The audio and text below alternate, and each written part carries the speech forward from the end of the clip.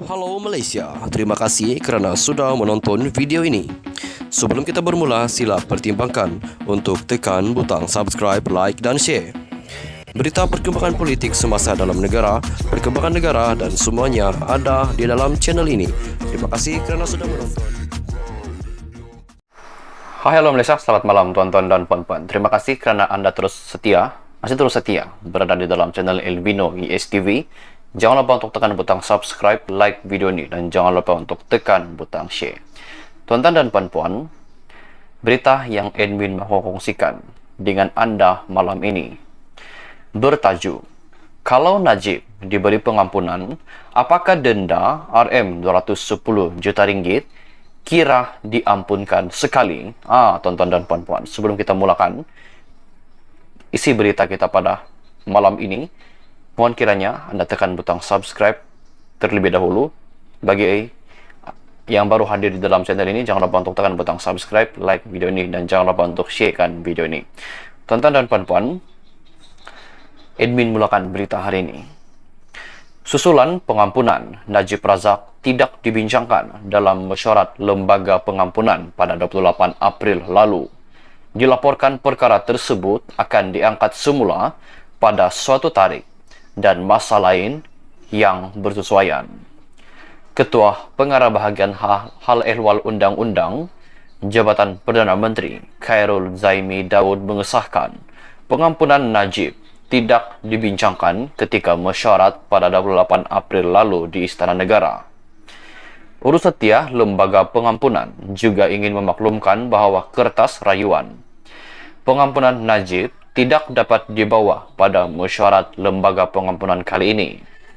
Sebaliknya, kertas berkenaan akan dipertimbangkan pada masa yang sesuai mengikut perundangan dan peraturan-peraturan yang terpakai, kata Khairul Zaimi yang juga setiausaha Lembaga Pengampunan bagi wilayah-wilayah Persekutuan Kuala Lumpur, Pelabuhan dan Putrajaya dalam kenyataannya.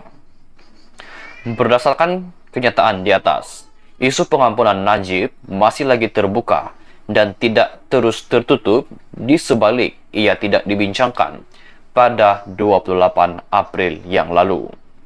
Difahamkan juga Lembaga Pengampunan bermesyuarat sebanyak 3 kali dalam setahun. Boleh jadi ia mungkin diangkat untuk dibincangkan pada mesyuarat yang berikutnya atau pada masa lain yang sesuai. Menoleh ke belakang, sebelum Najib dijatuhi hukuman penjara, beberapa personaliti politik negara ini juga pernah menerima hukuman penjara yang kemudian diampunkan kesalahan mereka. Antaranya ialah bekas Menteri Besar Selangor Harun Idris, bekas Menteri Belia dan Sukan Mokhtar Hashim, dan Perdana Menteri ke-10 sekarang iaitu Datuk Seri Anwar Ibrahim. Tetapi semua mereka diberi pengampunan setelah masing-masing menjalani lebih separuh daripada hukuman penjara yang telah dijatuhkan. Harun Idris dihukum penjara selama 6 tahun pada tahun 1977 dan diberi pengampunan diraja pada tahun 1981. Mokhtar Hashim dijatuhi hukuman gantung sampai mati atas tuduhan membunuh Speaker DUN Negeri Sembilan oleh Mahkamah Tinggi Kuala Lumpur pada tahun 1982. Hukuman itu kemudiannya ditukar kepada penjara seumur hidup pada tahun 1984 dan diberi pengampunan diraja pada tahun 1991.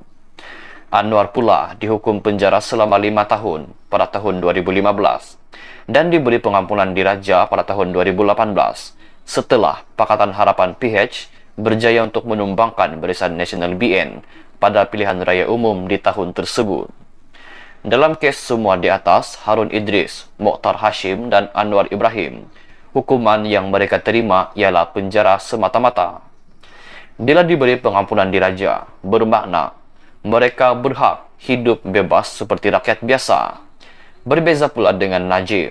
Selain dihukum penjara selama 12 tahun, beliau juga didenda sebanyak RM210 juta ringgit. Tuan-tuan dan puan-puan, RM210 juta ringgit ini bukanlah satu jumlah yang kecil, tetapi ia melibatkan satu jumlah dana wang yang besar. Tidak kira bila pengampunan bakal diterimanya tahun ini, tahun depan, ataupun selepas periode ke-16 akan datang, jika beliau diberi pengampunan diraja, apakah ia melibatkan hukuman penjaranya saja atau denda RM210 juta ringgit itu kira diampunkan sekali? Tuan-tuan dan puan-puan, anda boleh tinggalkan komen anda di bawah. Apakah anda bersetuju jika Najib dibebaskan dan denda RM210 juta ringgit juga diampunkan sekali? Anda boleh tinggalkan pendapat anda di ruangan komen di bawah. Atau, bolehkah hukuman penjara 12 tahun saja diberi pengampunan, tetapi denda RM210 juta ringgit masih wajib dijelaskan kepada kantung kewangan negara sesuai dengan skandal 1MDB, One Malaysia Development Berhad, yang membawa beban dan sengsara kepada rakyat seluruhnya. Tuan-tuan dan puan-puan, panjang lebar ulasan berita yang admin kongsikan pada malam ini. Tuan-tuan dan puan-puan, apakah pendapat anda dengan tajuk berita ini, yaitu yang mengatakan kalau Najib diberi pengampunan, apakah denda RM210 juta ringgit itu juga diampunkan sekali? Anda boleh tinggalkan komen anda di bawah. Anda boleh komen di ruangan komen di bawah mengenai dengan tajuk berita ini. Tuan-tuan dan puan-puan, sampai sini dulu perkongsian berita kita pada malam ini.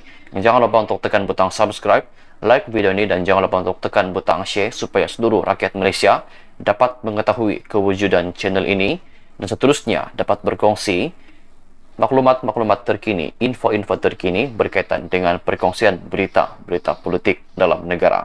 Tuan-tuan dan puan-puan, kita jumpa lagi di perkongsian berita yang seterusnya. Jangan lupa untuk tekan butang subscribe, like video ini. Bye-bye.